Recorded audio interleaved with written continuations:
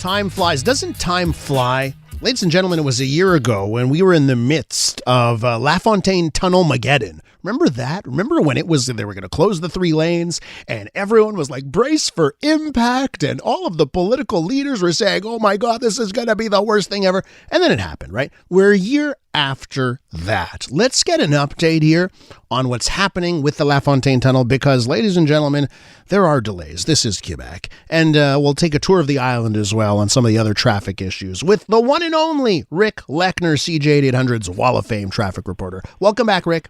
Always a pleasure. Do you have a day? I can keep going for a day on traffic. You know that. Let's just turn it into a 3-hour podcast, and we'll get drinks and we'll get other libations. Absolutely. While you're sitting in your car, you might as well hear what's going on about this, of course. Rick, one year later, La Fontaine Tunnel, what's happening? What's your take? Well, actually, it's, as you said, everybody feared the worst, especially when it was launched last year on Halloween.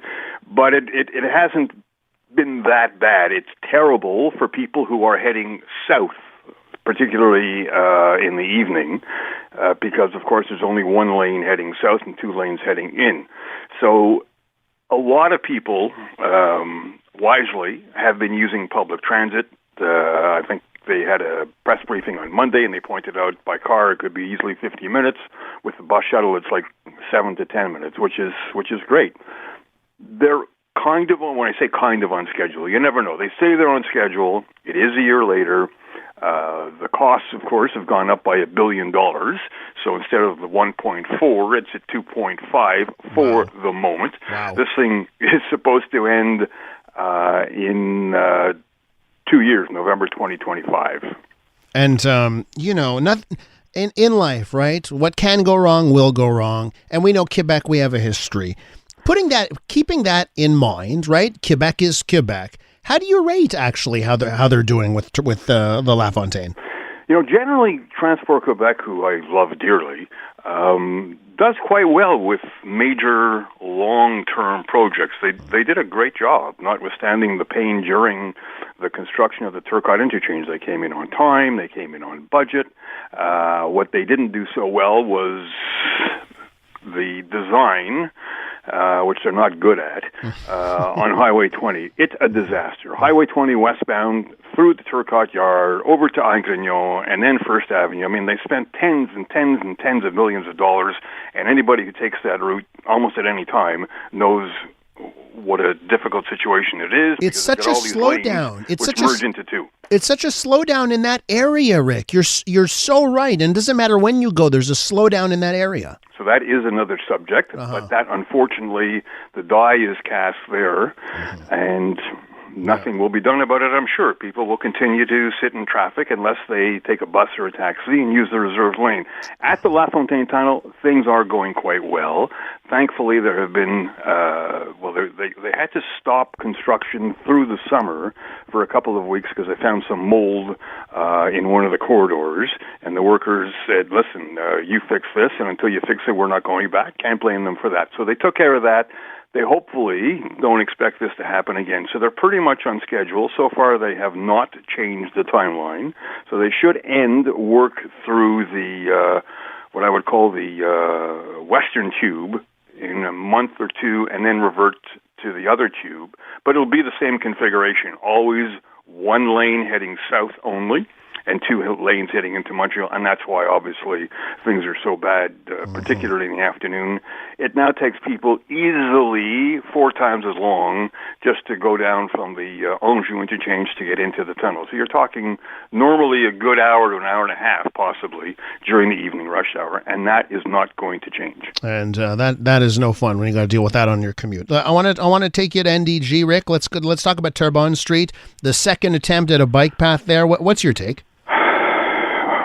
I'm sighing heavily because I don't know why Madame Plante just doesn't ban cars completely from the island of Montreal. It would be easier. Let's just get it over with. Okay? I mean, because what she's doing is Chinese water torture. And what the borough is, I don't have a lot of respect, I'm sorry to say, for the NDG Côte-des-Neiges Borough Council because they managed to screw things up on a regular basis. At least they're consistent. Now they're trying to come back with this Terrebonne bike path. Not only is it a bad idea, and I'm not against cyclists at all. My son would kill me if I said so. But they can't find this balance. And in creating this new bicycle path, they're also going to take away hundreds and hundreds of parking spots. Yeah. I have been trying for 4 years to get them to remove 12 parking spots on Vezina to open up a lane so people could cross the carry. They won't do it. Not only have we suggested that, but we found, with the help of the mayor of Côte Saint-Luc, alternate parking right across the street into Carey Square for free. So they refuse to do that. But in Ahuntsic, they've taken away 250 parking spots for bicycle lanes there. And now in NDG, they're going to take away up to 500 spots. So it's, the emphasis is on the wrong syllable. So let me ask you, because, what they would say, because we had the mayor, Gracia Kasoki-Katawa, on the program yesterday, and her reply would be, well, they tried it once before, it didn't work out. Now what they're coming back with is that balance where they only take away half of the parking. So she says it's going to come down to 200 legal spots. It's more because people that were parking close to the curb, those spots go away. Technically, those were illegal, but it was being allowed. So you're looking at like 225 spots that are gone in this instance. She says this is the balance. You still get one lane of parking. It is not a balance because it's bad now. People still need to move around, and they're not doing very well in NDG. Mind you, there's been a lot of construction. They finally opened up most of Summerlade. It should be done by the time the snow falls heavily. But Côte Saint-Luc Road, for example, has been closed at Fielding since September. It's still closed. I drove by there this morning for some work at the corner of Summerlade. So their traffic management skills in the Côte-des-Neiges NDG borough are less than zero. I'm sorry to say that, because there are simpler ways to do things. There are fixes, and they just do not want to listen to reason. There are, and obviously, Rick, we should point out, there are other really good east-west bike paths in that borough, in NDG. Would that be, like, when you look at the number of bike paths, they do exist in NDG. Absolutely. Is it too much? And they should exist. Mm-hmm. They should exist. But again, within reason. This also, I happened to be with the fire chief of Montreal the other night. We were discussing it. And, this affects response times of his vehicles as well as ambulances and police cars. Although fire trucks to maneuver around bicycle paths, it's not so easy when you've got an aerial ladder, that weighs many tons and is X number of feet long. Rick, one last thing to discuss, perhaps the real Armageddon, the Royal Mount project. Yes. So that is coming. So what's your take on getting prepared for that? No one has gotten prepared for it. That's the other issue. I mean, it's a massive project, and I applaud Mr. Lutfi, who's somehow managed to get billions behind that, which, when it's done will be lovely. Will you be able to get there? Will you be able to get out of there?